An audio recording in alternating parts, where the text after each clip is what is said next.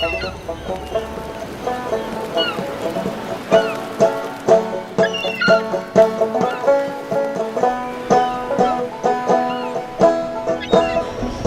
a Conspiracy is a proud member of the Alberta Podcast Network, locally grown and community supported. For a list of other fun programming, please check out albertapodcastnetwork.com, where you can find shows like Assumptions.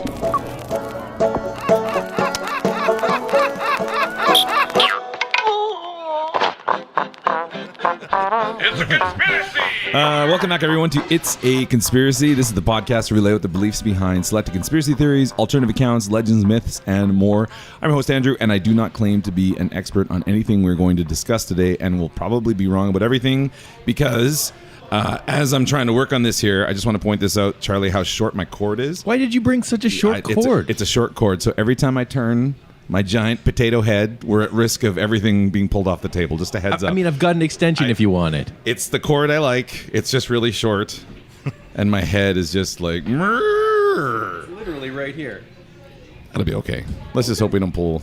Yeah, that'll be fine. You'll be fine, I'm sure. What's the worst that could happen, huh? Whoops. As always, if you'd like to see where we discovered the uncut gems we were going to blather about, then please check out the episode description. Charlie is the man to talk to in the red light district, and there is no need to inquire about his browsing history. Thank you very much. What a beautiful place, isn't it? It is. It's very, very nice. And we are a proud member of the Alberta Podcast Network. Yay, team. Go team. Yay, friends. Yay, squad. You can check us out at itsconspiracypodcast.com. Our Twitter at Is It a Conspiracy? That's run by the social media influencer, The Irish Madman. Our Facebook group, our Instagram page, It's a Conspiracy Podcast. That's run by Gorgeous Greg. Our email and our Patreon page, patreon.com/It's a Conspiracy. Ooh. Live effects. Hey. Very nice. Spare no expense, huh? Yeah. That's going to sound like we edited it, but that was magical. Today, joining the in-person recording, so I feel like I'm so used to saying online distance communication time. When's the last time we recorded live, do you think? Like 2 years ago? Like March 20? Yeah, for sure. We had the triangle desks of power set up in the basement, in the bunker. Man. So we are coming to you live from Blowers and Grafton on White Avenue in sunny Edmonton, Alberta. It's a beautiful day, and this is a perfect spot to be. I think you could tell by the tone of our voices how beautiful the day is outside. Oh, man. Yeah. Does not feel like November. It doesn't. Not now. Let's not say the word. But not now. Not ever. Whatever the word is, it might be coming today. Yeah.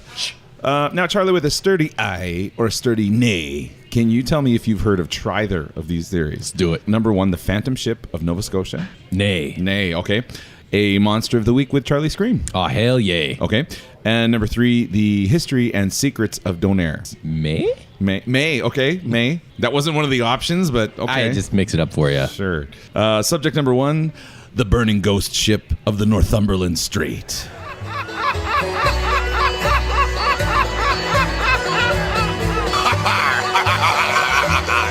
Now, on the east coast of Canada, there is a stretch of water bordering New Brunswick, Prince Edward Island, and Nova Scotia called the Northumberland Strait. It is a terrifying and unpredictable region home to rocky shores and violent storms. This has led to thousands of accounts of sea monsters, pirates, buried treasure, haunted lighthouses, and perhaps most famously, a phantom ship engulfed in flames, bringing doom and gloom to the gentle village folk on the shores. For over 200 years, residents have been sharing accounts of the ship. Sometimes it has 4 masts, sometimes it has 3. It's always full of seamen. Sometimes it's a schooner or a steamer, but the basic consensus is 1, it appears in October or November. Number 2, it is straight up on fire like one of Charlie's marshmallows when he's camping. Number 3. You don't know that.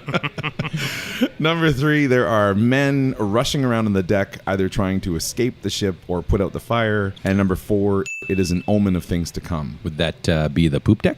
The poop deck. They're scrubbing the poop deck. Yeah, the seamen are scrubbing the poop deck. Mm-hmm. Yeah. It all started in our favorite year, 1786. That's when the legends began to swirl of a pirate ship being struck by lightning and going down with all hands.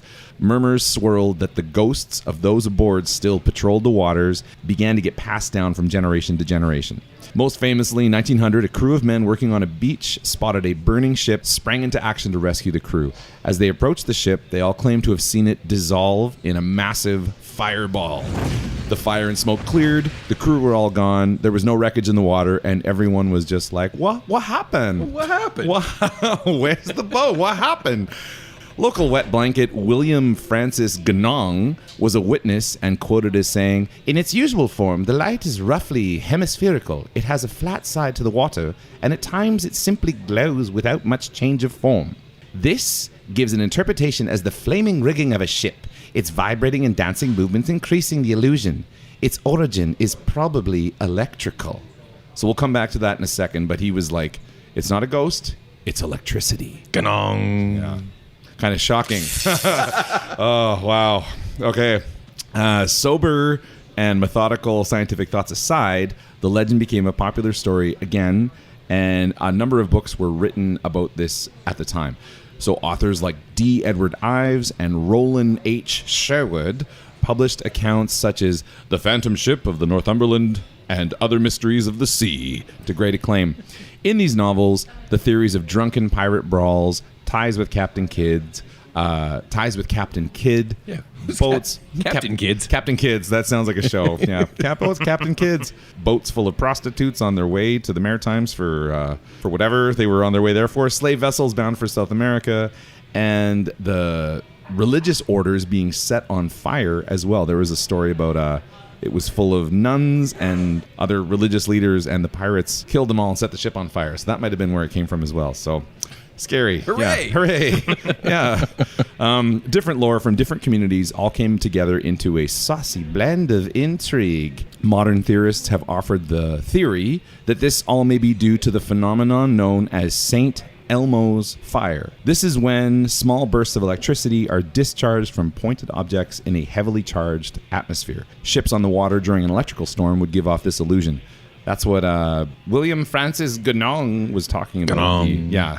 Which is such a great name, Ganong. Yeah. Oh, I don't think he called it St. Elmo's Fire, but that's another great name as well. St. Elmo's Fire. Oof. It's also suggested that dark, foggy nights just before a storm might be the perfect setting for one's imagination to get a little playful. And as we all know, cocaine is a hell of a drug. So, yeah. Could be little influence from, yeah. Either way, the reports are still coming into this very day. In 2008, a Nova Scotian paper published the account of a teenage boy who saw the burning ship in Tatamagouche. Tatamagouche has got to be the best name for a place ever. You could never get tired of saying where you're from. That's all I need to do this episode is just repeat the names of places and people you say. Tatamagouche. Tatamagouche.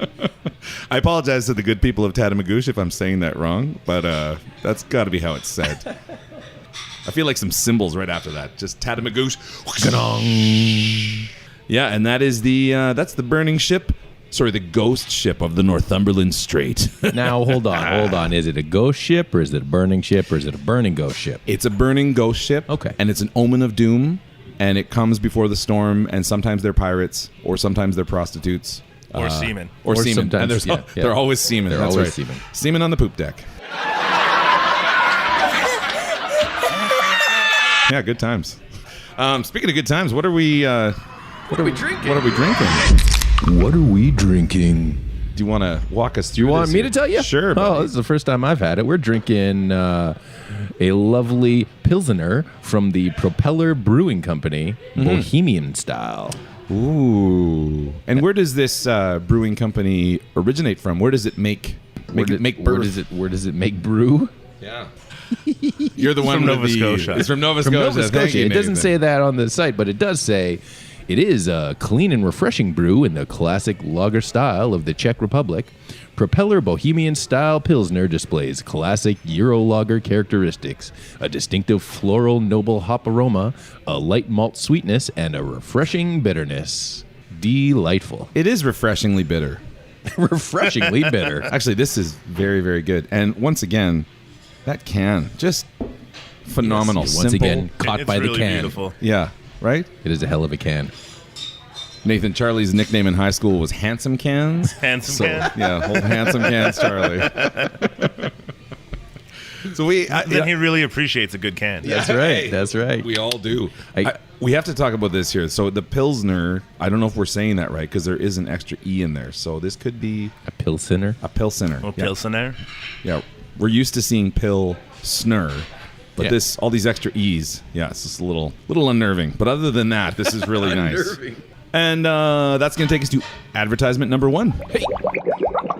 This episode of It's a Conspiracy is brought to you by Taproot Edmonton, which publishes curiosity-driven stories, topical newsletters, and locally focused podcasts, all in the service of informing Edmontonians about their community. Want to start your day informed? Check out The Pulse, Taproot's new daily news briefing. The Pulse tells you what you need to know about Edmonton every weekday morning. You'll get short, informative updates about what's happening in City Hall, plus coverage of business, tech, food, the arts, and more. You'll also get a little bit of whimsy from features such as A Moment in History, Chart of the Week, and the Friday Podcast Pick. And it's free. Sign up today at taprootedmonton.ca/pulse. That's taprootedmonton.ca/pulse. Okay, we're back, and we are going to have a Monster of the Week with Charlie Scream, featuring Charlie Scream. Featuring Charlie Scream. Well, welcome back to Charlie Scream's Monster of the Week, where I pick a different monster, either mythical, supernatural, or paranormal, and give it the classic X-Files solo episode attention and respect that it so deserves. At least that's what I try to do. Let's get cracking. Oh. That's right. I know I had to do that at least once, because this week we're talking about the Kraken. No. What is it, you might ask? The Kraken, the legendary giant, massive, colossal sea monster from off the coasts of Norway and Greenland, straight up from classic Norwegian folklore. What does it look like? Well, it's basically an enormous cephalopod. It's possible that the legend may have come from sightings of giant squids. In 2012, some scientists doing their science thing, using deep-sea exploration with special lighting displays designed to attract large predators, actually discovered a giant squid that matched the mythic description of said Kraken. Oh, what? Seriously? He's out there. Okay. The original Kraken story comes from a 13th century Norse legend where hero Ovar Odr and his son came into contact with two threatening creatures from the deep. Some people, they believe that there's more than one Kraken. He's not just, he runs with a Kraken clan, but they're so big, they're usually, they don't hang out on the same block. Many also believe that the creatures are absolutely real, including scientists and zoologists. They were included in a number of pieces of scientific literature during the 18th and 19th centuries, matter-of-factly, and not mythologically. Mythologically. That's a hard word to say, isn't it? Mythed. I almost mythed it. While nowadays the Kraken are thought to be super squiddy in appearance, older accounts of the beast actually peg them as having spindly appendages, much like a crab's. Ooh. So if a giant squid thing coming at your boat isn't scary enough, give it some spindly arms and maybe even claws. That's fun, right? No, thank you. No, I'm good. The mythic length of the creature changes from story to story, as all good fishing stories do, but one common factor is it's huge. It's freaking huge. It's giant. Some would say it's 10 ships long. Some might even say 1.5 miles, depending on what sort of measurements you use.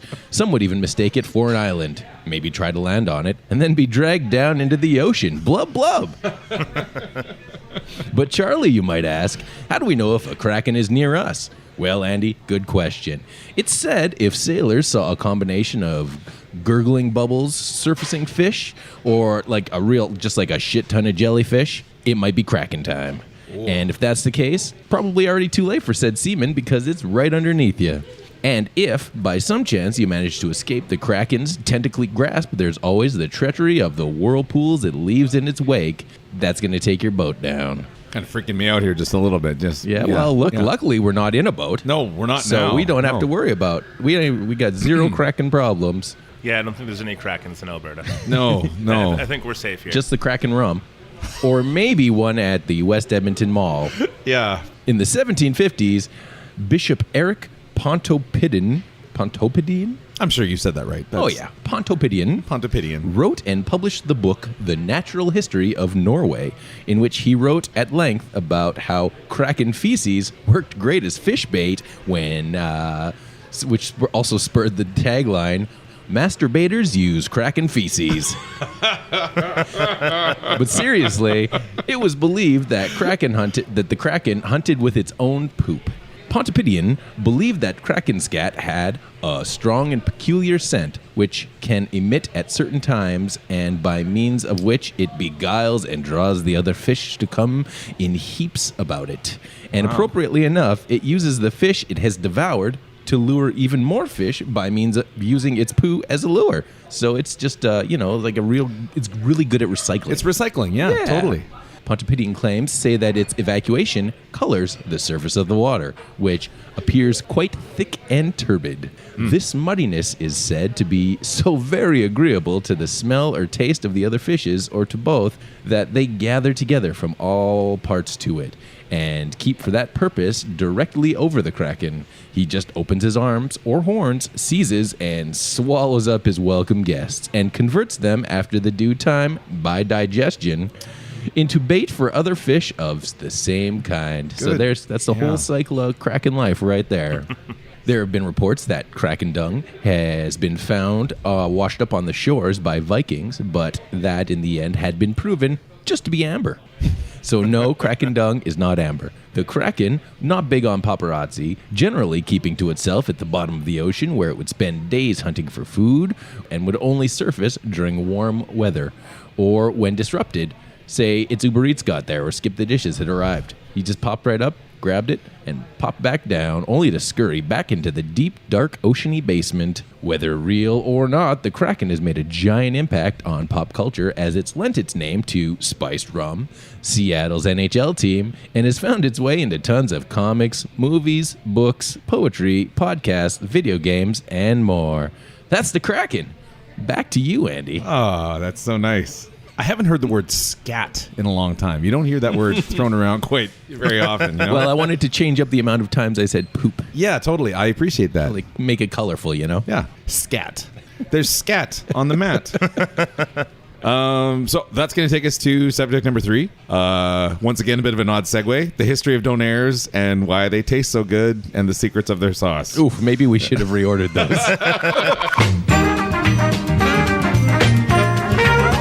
Forget about the Going to scat. surface. Yeah, Yeah, the that's scat. There's no scat in this upcoming subject here. Donairs, they're not just for the party pals on their way home after a bender. For a relaxing time, you better make it Donair time. Now, the legend has it that Peter Gamalakos, I hope I'm saying that Yeah, right. I'm lactose intolerant. Yeah. Oh. He started up this whole thing in a Halifax restaurant in the 70s, switched his traditional gyros up, and boom, history, science. It became Halifax's official food, then Nova Scotia's, and then, dare I say, this should be Canada's dish. You think it should overthrow poutine? It absolutely should. I agree. Yeah, I think totally. so. Like, I definitely agree. poutine's good, but like, It's good until the fries get soggy. Then what? oh, you got to eat it immediately. That's and right. Yeah, I mean, just so many positive memories. Drunk at a food truck at 3 a.m. having Donairs, like it's just amazing. Yeah, and so we are at the finest purveyors of Donairs in Edmonton, without a doubt. So Blowers and Grafton on White Ave, and we have Nathan with us. You want to share some history with us here? I kind of got into it a little bit, but if you have some stuff You you kind want of to shared talk about? the vast majority of what I kind of have there. But Cribbing the notes. But Darn it. But I do kind of have a few little things there Okay. that were brought up. So like Peter had actually started with kind of like a lam and yogurt sauce originally, and he Okay. found that it wasn't very popular. He wasn't doing very well with things. Decided to try and change things up and came up with a spiced beef. Why he decided to do the sweet sauce, no one really knows. The sweet sauce is definitely kind of an odd combination. It's not something most people would think about. It's actually vinegar, garlic salt, and then most places use evaporated milk and sugar. We use condensed milk ourselves just because we feel like it's a little bit better of a product. A little bit more of a premium cost, but we feel like it makes it a little bit better. Definitely not a sauce that I think most chefs would come up with off the top of their head combining those ingredients, but it works. Vinegar and condensed milk. Yeah, Those- vinegar, garlic salt, evaporated milk and sugar, or condensed milk. That is Yeah. I mean, crazy. maybe that's just like he was like, I don't know, I got these things left. Put them together. What do they look Let's like? see what happens, Let's right? see what happens. Yeah. Now, I've been there in the kitchen. It doesn't turn out that well for me, but you're sharing the secret with us. You're not gonna this isn't one of those things where you kill us right after. No. Okay, cool. This is. we do some things with our Donair fat that I'm not allowed to share on what we do with them. A few secret ingredients in some of our other items, but no, I'm safe to share that much of the sauce recipe with you. So what is a Donair? In case anyone's listening and they're like, I've never had a Donair, I've heard about them. What? So traditionally, we do a Halifax Donair. We don't do the Alberta Donair. If people want lettuce or something, we'll add it to it. But traditionally, it's just the meat, the sweet sauce, the Donair sauce, and then onion and tomato. People have obviously changed that up a little bit. Different places do things like lettuce, obviously here in Alberta.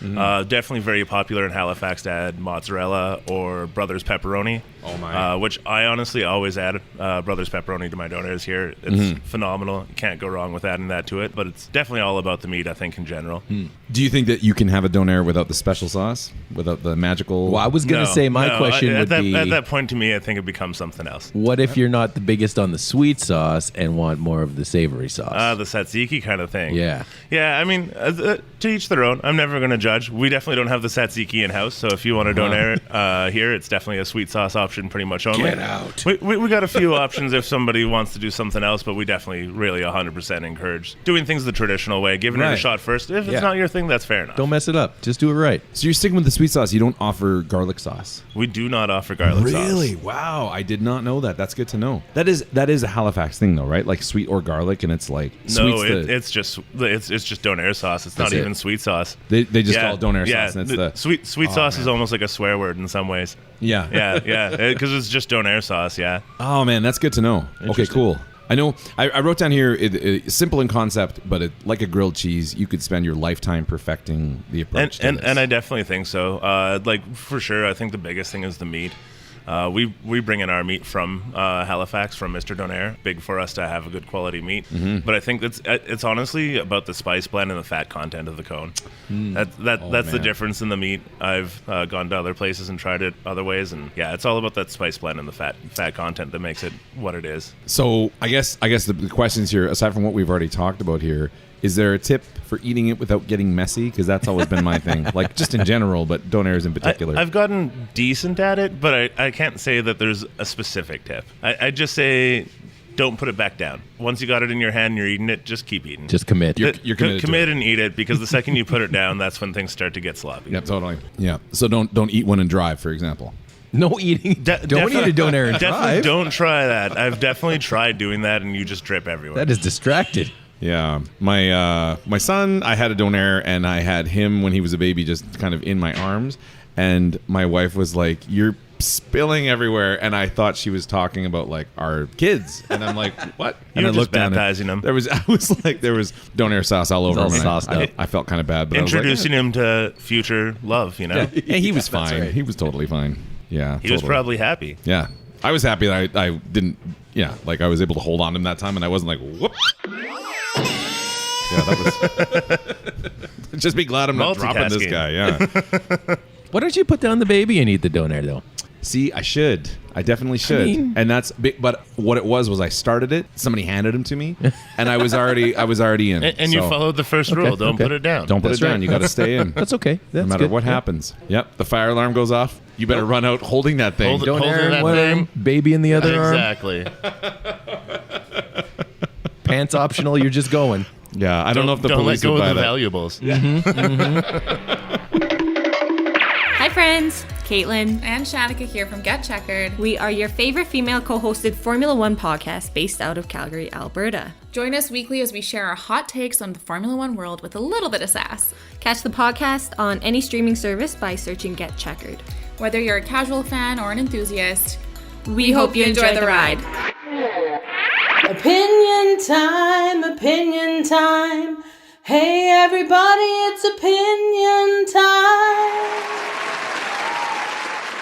I guess if we just take this thing right into opinion time, then let's just go right into it here. Hot damn. We had our burning ghost ship. Yeah. So that sounds great. Burning ghost ships are always kind of fun. I guess, do you guys feel like there's ghosts there, or is it people on the water experimenting with substances, or is it possibly St. Elmo's Fire, which has nothing to do with the Sesame Street puppet. Like, what do you guys feel like that's a thing? Play with Elmo. Mm-hmm. It's got to either be people experimenting or the fire situation. I can't imagine it being real. I'm gonna say, I'm gonna say a little column A, a little column B. Yeah. I do love the image of a pirate ship being struck by lightning, and they're all going down. And, and they like make a deal with the devil, and they have to patrol the water for the rest of the time. Like, that's a great scary story. But and Captain Kidd, not Captain Kids.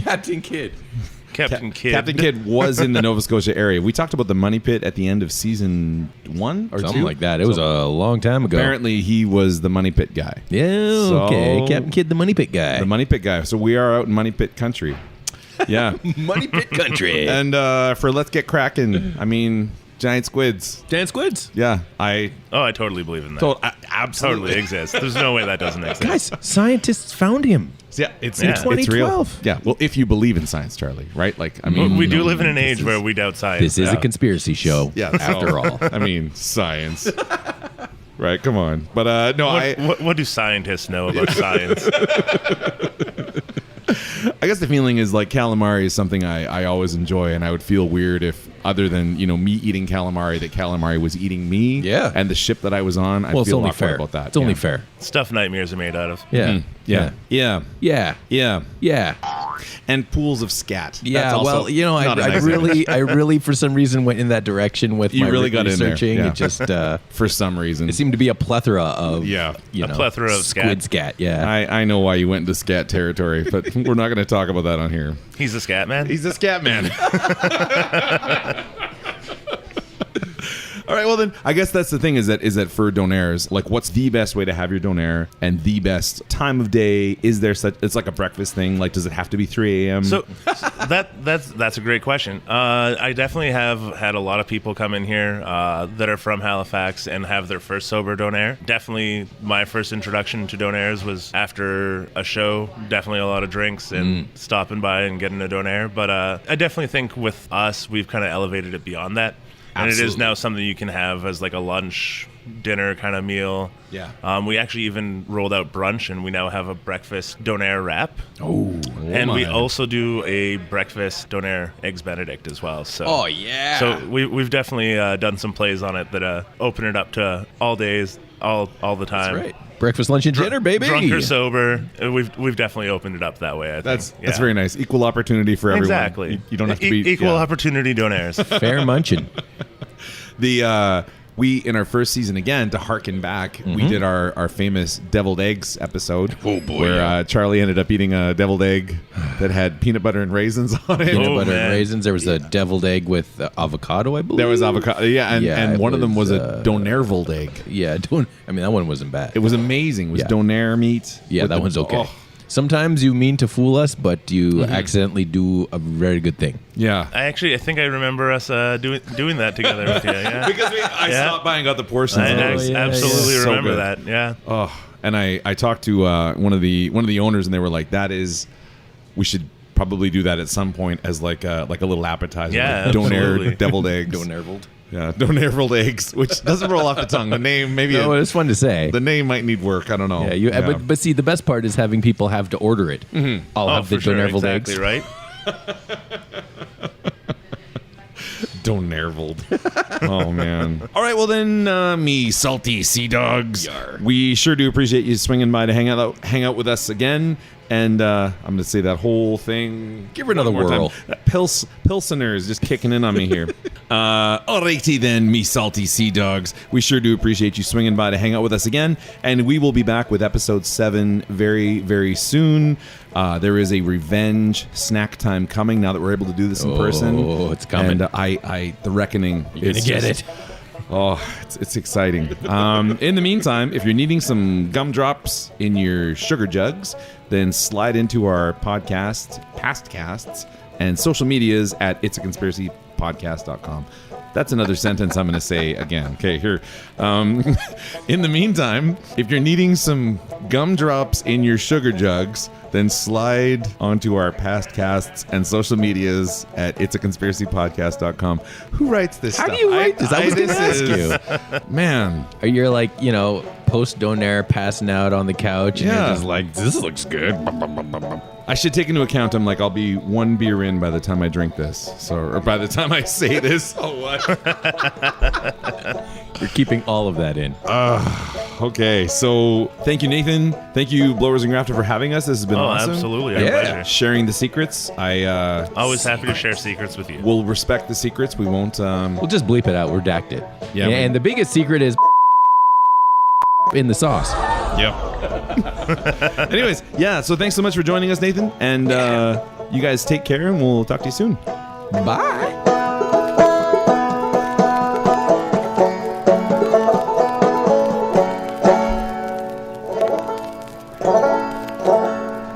Maybe we could talk to these ladies here, get them to read some ads. Sure. Because we never ever get.